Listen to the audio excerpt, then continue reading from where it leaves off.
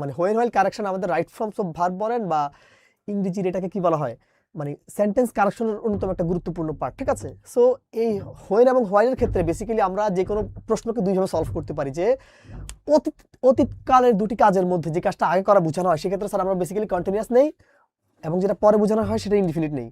আর perfect এবং ইনডিফিনিটের ক্ষেত্রে যেটা আগে বোঝায় সেটা পারফেক্ট, যেটা পরে বোঝায় মানে সেটা ইনডিফিনিট নেই। কিন্তু আমরা এই হোয়েন হোয়াইল কারেকশনটা আমি একটু ডিফারেন্ট ওতে একটু দেখাতে চাই, যেহেতু আমি দুইটা নিয়ম একসাথে রাখছি। হোয়াইলের ক্ষেত্রে নিয়ম হলো দুইটা, ঠিক আছে। আমি পুরোটা একটু লিখি এখানে স্যার, এই যে হোয়েন এবং হোয়াইল যখন লিখে দিলেই ভালো, লিখে দিলে হয় কি যে এটা ক্লিয়ারলি বুঝতে পারবে। তাহলে আপনারা, আমি 4টা কোশ্চেন এখানে এই কারণে রেখেছি।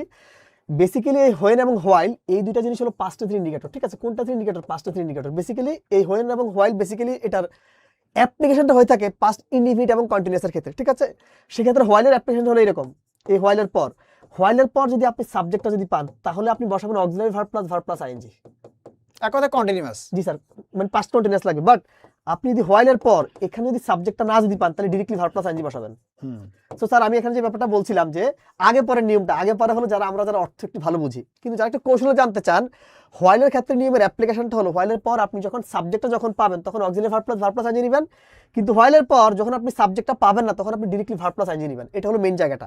এখানে বলছে he found the gold coin, মানে সেই গোল্ড কয়েনটা পাইছিল ড্যাশ দ্য ফ্লোর আর কি। হ্যাঁ, সো মানে আমাদের স্যার বলছে, আমি একটু বাক্যটা বোঝানোর জন্য নাকি, অ্যাজ হি হ্যাড ক্লিন। দেখেন এখানে এই যে অ্যাজ, এখানে কিন্তু কারণ বাচক কোনো কিছু আসলে এখানে বুঝাচ্ছে না, ঠিক আছে। প্রথমত এটা করলা কাটা, সো আমি এটা কেটে দিলাম। দেখেন আমার মানে এখানে হোয়াইল আছে, এখানে হুইচ আছে, আমি একটু দেখি। দেখেন আমার এখানে এই যে প্রিন্সিপাল ক্লজটা স্যার এখানে যেহেতু পাস্ট টেন্সে আছে তাহলে আমার অবশ্যই কিন্তু সাবঅর্ডিনেট ক্লজ অনলি পাস্ট টেন্সে লাগবে। সো আমি এটা নিতে পারছি না। হ্যাঁ, ইজ ক্লিনিং আছে। ওকে, এখন আমি এখানে হোয়াইল পাইছি। দেখেন এখানে হোয়াইলের পর আমি এখানে সাবজেক্টটা পাইছি, কিন্তু এখানে কি অক্সিলারি ভার্বটা আছে? নাই। সো এটা কাটা। দেখেন যেহেতু এখানে হোয়াইল আছে, হোয়াইলের পর যেহেতু আমার ডিরেক্টলি কিন্তু ভার্বটা আছে এবং ভার্ব প্লাস কিন্তু কি এখানে আইএনজিটাও আছে।